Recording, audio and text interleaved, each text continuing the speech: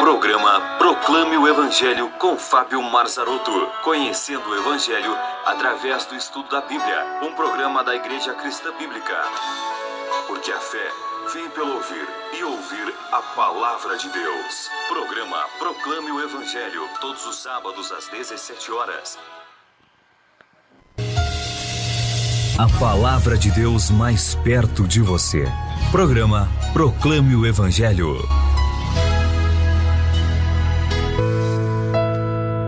Agora, na Alternativa FM, ensinamento bíblico com o pastor Fábio Marzarotto. Na semana passada nós vimos a saída do povo de Israel do Egito. Vimos que Deus abriu o Mar Vermelho e que Deus os sustentou. Hoje nós vamos ver a chegada do povo ao Monte Sinai, o monte onde Deus falou com Moisés através de uma sarça ardente, uma pequena moita, um pequeno arbusto que se queimava, mas não se consumia. Abra comigo a sua Bíblia em Êxodo capítulo 19. Nós vamos ler a partir do verso 1. No terceiro mês da saída dos filhos de Israel da terra do Egito, nesse mesmo dia, chegaram ao deserto do Sinai. Tendo partido de Refidim, chegaram ao deserto do Sinai e Israel se acampou ali no deserto em frente do monte. Subiu Moisés a Deus e o Senhor o chamou do monte, dizendo: Assim falarás à casa de Jacó e anunciarás aos filhos de Israel. Eles chegaram no Monte Sinai no terceiro mês da saída, aproximadamente no 50º dia. O dia de Pentecostes foi próximo ao 50º dia. Pentecostes vem de 50. E eles estão ali então, e Deus vai falar com o povo e vai fazer uma aliança com eles, vai fazer um contrato. Também vai dar a eles a promulgação da primeira Constituição da nação de Israel, conhecida até hoje como a Lei, ou os 10 Mandamentos. Olha o verso 4 que Deus fala a Moisés para que ele diga ao povo: Vistes o que fiz aos egípcios, como vos levei sobre as asas de águias e vos trouxe a mim? Agora, se diligentemente ouvirdes a minha voz e guardardes a minha aliança, serei a minha propriedade peculiar dentre todos os povos, embora toda a terra seja minha. Vós me sereis reino sacerdotal e nação santa. São estas as palavras que falarás aos filhos de Israel. Quando o Senhor fala no verso 4 do capítulo 19, ele diz: Olha, veja como eu trouxe vocês como asas de águias até mim. Deus está mostrando a eles e lembrando a eles como Deus cuidou deles, desde as pragas no Egito, desde protegê-los lá na travessia do Mar Vermelho e destruir o exército de Faraó, bem como dar para eles pão todos os dias de manhã, porque tinha acabado o pão. Também mandar aquela revoada de codornizes para que eles tivessem carne, bem como a água que Deus fez sair da rocha. Deus estava dizendo: olha, eu cuidei de vocês como uma águia cuida dos seus filhotes. Então Deus está lembrando para que eles possam de fato confiar em Deus. Se Deus fez tudo isso, será que Deus não poderia cuidar deles? Será que esse Deus não pode cuidar de nós? Verso 7. Veio Moisés e chamou os anciãos do povo e lhes expôs todas essas palavras que o Senhor lhe tinha ordenado. Então todo o povo respondeu a uma voz: Tudo que o Senhor falou, faremos. E relatou Moisés ao Senhor as palavras do povo. Disse o Senhor a Moisés: Eu virei a ti em uma nuvem espessa para que o povo ouça quando eu falar contigo, e para que também sempre creiam em ti. Então Moisés anunciou as palavras do seu povo ao Senhor.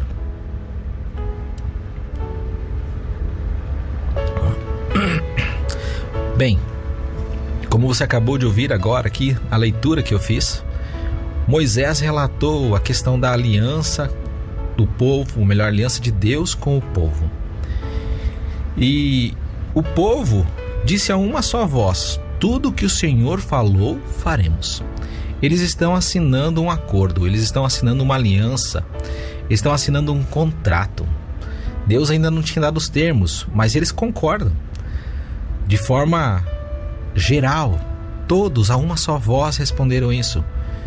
E de fato eles tinham motivo para fazer isso, pois Deus cuidou deles. como um rei que cuida dos seus súditos, protegendo-os da guerra e lutando por eles. E isso eles fizeram, então. A partir do verso 10 em diante até o verso 13, Deus fala para que o povo se santifique e manda colocar limites ao redor do monte Sinai para que o povo não chegue no monte, não toque no monte, porque senão eles iriam morrer. Deus também pede para que os homens se guardem de ter relações com as mulheres. Não poderia chegar nenhum animal próximo ao monte quando o Senhor descesse sobre o monte, pois Deus os mataria. Isso demonstra a santidade de Deus. Verso 14. Então Moisés desceu do monte ao povo e santificou o povo e lavaram as suas vestes. Então disse ao povo: estais prontos para o terceiro dia, não vos chegueis à mulher. Ao amanhecer do terceiro dia houve trovões e relâmpagos e uma espessa nuvem sobre o monte e um sonido de buzina muito forte. Todo o povo estava no arraial, se estremeceu. Deus aparece agora como uma nuvem sobre o monte Sinai, com relâmpagos, raios, trovões, e a terra treme como um terremoto. O povo ficou assustado. Deus estava demonstrando um pouquinho da sua força, do seu poder, com o qual ele cuidaria da nação de Israel. Verso 17. Então levou Moisés o povo para fora do arraial ao encontro de Deus, e puseram-se ao pé do monte. Todo o monte Sinai fumegava, porque o Senhor descera sobre ele em fogo. A sua fumaça subia como a fumaça de uma fornalha. Todo o monte tremia grandemente, e o clangor da buzina ia aumentando cada vez mais. Então Moisés falava, e Deus lhe respondia por uma voz. Descendo o Senhor para o cume do monte Sinai, chamou a Moisés para o cimo do monte. Moisés subiu. E o Senhor lhe disse: desce, adverte ao povo que não trespasse o termo até o Senhor para vê-lo, a fim de muitos deles não perecerem. Também os sacerdotes que se chegam ao Senhor se hão de consagrar, para que o Senhor não se lance sobre eles. Então disse Moisés ao Senhor: o povo não poderá subir ao monte Sinai, porque tu nos advertiste, dizendo: marca limites ao redor do monte e consagra-o. Deus desce sobre o monte, fala com Moisés em voz audível, o povo escuta. Deus chama Moisés, ele sobe ao monte. Quando ele chega lá em cima do monte, Deus diz: desce, Moisés. Desce, porque o povo vai passar dos limites que foi colocado e eu vou matá-los. Eles vão morrer. E Moisés, de forma ingênua, diz: não, eles não podem fazer isso. Mas Deus adverte ele, então Moisés tem que descer para fazer com que o povo recue e não morra. Porque essa era a ordem de Deus. Eles não poderiam se achegar ao monte por causa da presença santa de Deus. Eles seriam eliminados. A partir do capítulo 20, Deus vai dar então os termos dessa aliança, que nós conhecemos por 10 mandamentos. O verso 1 e 2, novamente Deus vai lembrá-los daquilo que fez por eles. Então falou Deus todas essas palavras: eu sou o Senhor teu Deus, que te tirei da terra do Egito, da casa da servidão. Deus relembra a memória deles: olha onde vocês estavam e olha onde vocês estão, vocês são livres. Fui eu quem fez tudo isso, fui eu quem lutei lá no Egito, fui eu quem mandei as pragas, eu destruí o exército de Faraó, jogando sobre eles o mar vermelho, na presença de vocês. E a partir do verso 3, Deus vai dar o primeiro mandamento. E o primeiro mandamento é: não terás outros deuses diante de mim. Vamos fazer uma pequena reflexão aqui, vamos fazer uma pequena brincadeira para que você possa compreender. Vamos fazer de conta que isso aqui é uma partida de futebol. Eu e você contra Deus.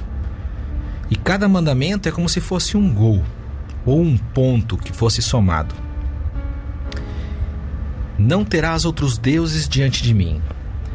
Alguma vez você colocou outra pessoa à frente de Deus? Seu pai, sua mãe, seus irmãos, sua mulher, seu filho? Alguma vez você colocou o dinheiro à frente de Deus? Ele tomou o primeiro lugar da sua vida? Os problemas? Se você já fez isso, 1-0 para Deus. Já quebrou esse mandamento, como eu já quebrei esse mandamento. Mas se não quebrou, tudo bem. Verso 4, o segundo mandamento começa no verso 4 e diz assim, olha: não farás para ti imagem de escultura, nem semelhança alguma do que há em cima dos céus, nem embaixo na terra, nem nas águas debaixo da terra. Não te encurvará a elas, nem as servirá, pois eu, o Senhor teu Deus, sou Deus zeloso, que visito a maldade dos pais nos filhos até a 3ª e 4ª geração daqueles que me odeiam. Mas faço misericórdia até 1000 gerações daqueles que me amam e guardam os meus mandamentos. Segundo mandamento: não fazer imagens de escultura, não se prostrar diante dessas imagens, não dirigir orações a elas, não cultuá-las. Veja só, não é o Fábio que está falando. Abra sua Bíblia, se não está aberta, lá em Êxodo capítulo 20, os versos 4, 5, 6. Vai falar sobre isso. Todas as Bíblias vão falar sobre isso. Seja a Bíblia católica, seja a Bíblia evangélica, elas vão falar esse mesmo assunto. O segundo mandamento é para não fazer imagens, nem daquilo que está no céu, ou seja, não é para fazer imagem de anjos, nem do que está na terra, nem de homens, nem de animais, nem do que está debaixo da terra ou nos mares, nada, nenhum deles. Porque Deus é Espírito. Não há como fazer uma imagem do Espírito de Deus, isso é impossível. O Espírito não tem forma. O Espírito de Deus não tem forma. E Deus deixa claro aqui que nós não devemos adorar imagens. Mas, amigo ouvinte, infelizmente, eu já adorei imagens. Infelizmente, eu já dirigi orações a essas imagens, pensando que elas pudessem fazer alguma coisa, pudessem me ajudar de alguma maneira. Talvez você diga, tá, mas é só essa passagem que fala sobre isso. Não, são mais de 100 passagens que falam sobre isso. E quando eu postar no YouTube esse assunto que nós estamos estudando agora, eu vou colocar um link para vocês, ou um documento mostrando todas as passagens onde Deus trata disso, de esculturas, de imagens que nós conhecemos por idolatria. Mas há vários salmos que falam sobre isso. Isaías fala sobre isso. Todos eles estão citando esta questão das imagens. Olha, pode anotar aí, anota aí. Salmo 115, do verso 3 ao verso 9. Lá você vai ler que os ídolos são carregados, que eles não falam, eles têm boca, mas não falam, têm pés, mas não andam, têm ouvidos, mas não ouvem, têm mãos, mas não tocam. Não podem fazer nada. Isaías 44, do verso 9 ao verso 20, lá vai descrever como um homem faz a partir de um pedaço de madeira um ídolo para dirigir oração a ele, e o resto ele faz fogo e assa pão para comer.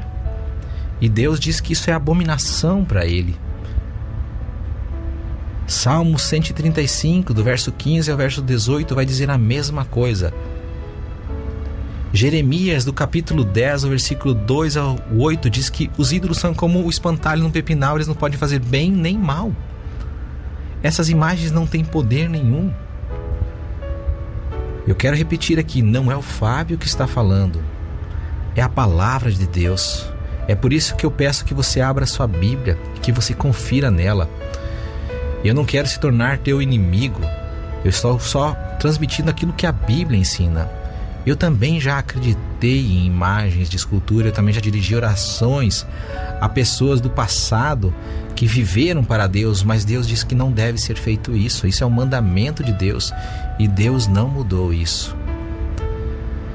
Se você já fez isso como eu já fiz, então você também já quebrou o segundo mandamento, 2-0 para Deus. Terceiro mandamento: não tomarás o nome do Senhor teu Deus em vão, pois o Senhor não terá por inocente o que tomar o seu nome em vão. Você alguma vez já disse o nome de Deus sem estar pensando nele, sem realmente estar querendo adorá-lo ou dirigir-lhe uma oração. Por exemplo, você está na rua e aí você tropeça no meio-fio, e aí você, ou na guia da pista, né? E você diz o quê? Ai, meu Deus do céu, meu Jesus. Peraí, você estava pensando em Deus? Em Jesus? Por que chamar o nome de Deus em vão? Esse é um hábito nosso. Qualquer coisa nós temos por hábito, como povo brasileiro, dizer: meu Deus do céu. Nós nem estamos muitas vezes pensando em Deus. É uma expressão que demonstra espanto, mas nós estamos chamando a Deus em vão. Se você, como eu, já fez isso, quebrou o terceiro mandamento, 3-0 para Deus. Talvez nessa conta aí não esteja 3-0, tudo bem, não tem problema. Mas você tem que admitir que o placar ainda está perdendo. Quarto mandamento, a partir do verso 8 até o verso 11 do capítulo 20 de Êxodo, diz assim: lembra-te do dia de sábado para o santificar. 6 dias trabalharás e farás toda a tua obra, mas o 7º dia é o sábado do Senhor teu Deus. Não farás nenhum trabalho, nem tu, nem o teu filho, nem a tua filha, nem o teu escravo, nem a tua escrava, nem o teu animal, nem o estrangeiro que está dentro das tuas portas. Pois em 6 dias fez o Senhor o céu e a terra, o mar e tudo o que há neles. Mas ao 7º dia descansou, por isso abençoou o Senhor o dia de sábado e o santificou. Desde o dia que você nasceu, você tem guardado o sábado. No sábado você tem tirado para glorificar a Deus, para lembrar a Deus, para cultuar de Deus, para aprender de Deus? Tem. Se você não tem feito isso, você quebrou, como eu, o 4º mandamento. Mesmo que não seja o sábado, seja um outro dia. Deus criou esse dia por causa do nosso trabalho. É um dia para o homem descansar e se lembrar de cultuar o Senhor. Você tem feito isso todos os dias da sua vida? Ou depois de um tempo começou a fazer isso? Então você quebrou o 4º mandamento.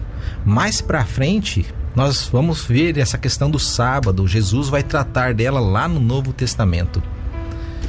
Mas então está 4-0 o placar? Vamos pro 5º mandamento? Ainda dá tempo de virar, né?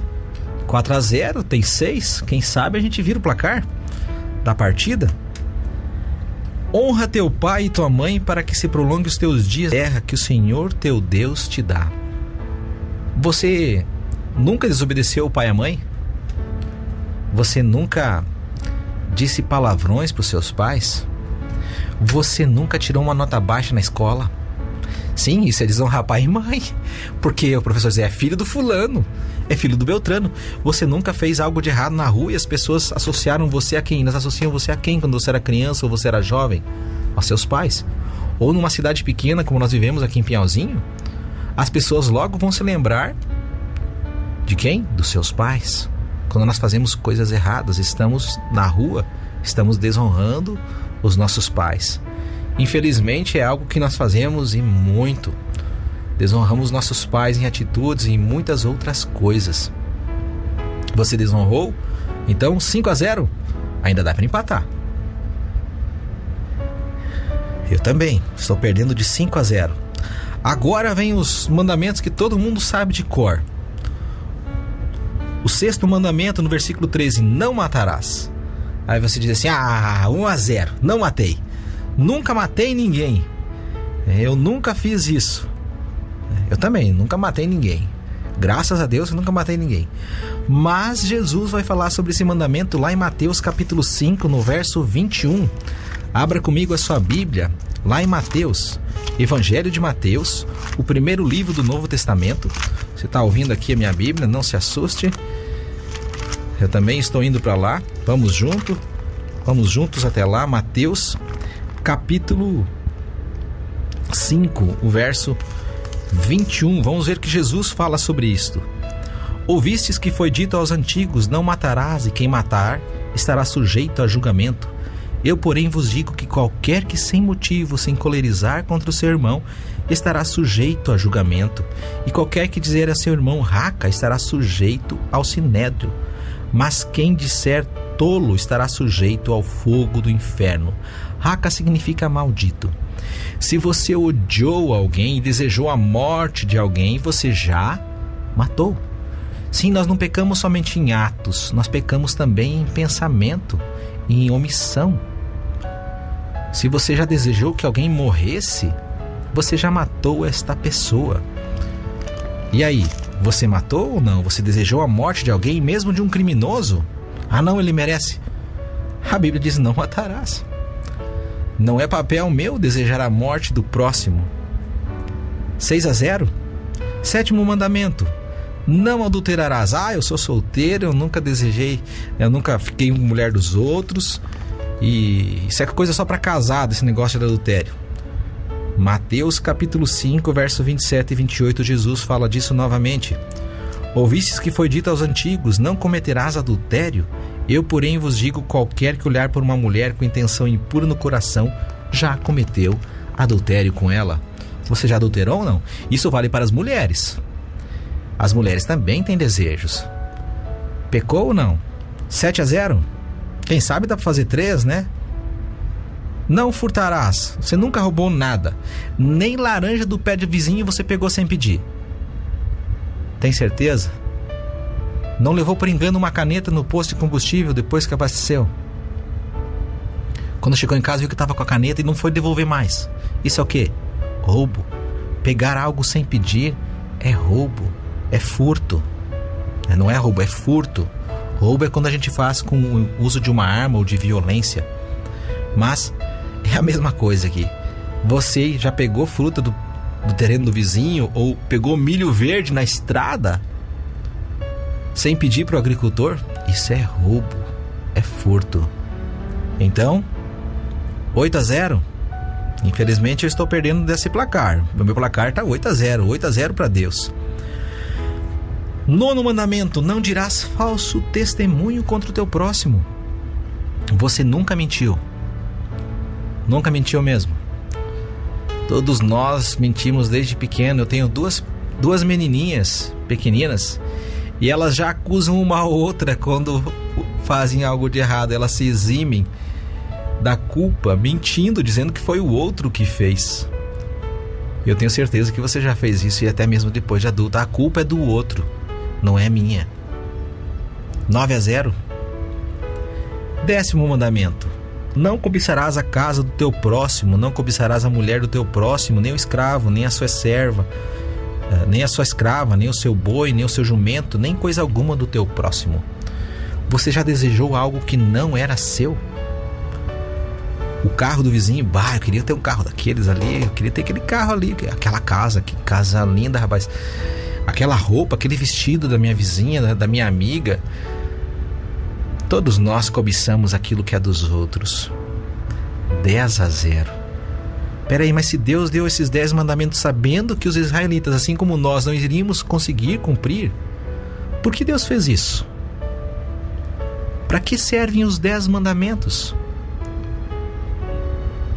E mesmo que você, pense, eu consigo cumprir um.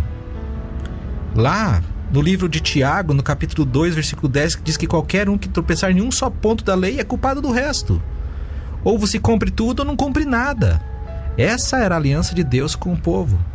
Então pare e pense bem a respeito disso. Na semana que vem nós vamos compreender o porquê Deus deu os 10 mandamentos ao povo de Israel, mesmo sabendo que eles não poderiam cumprir, e mesmo sabendo que nós jamais conseguiremos cumprir, porque é certo que Deus quer que nós cumpramos isso desde o primeiro dia que nós viemos à Terra até o último dia. A palavra de Deus mais perto de você. Programa Proclame o Evangelho.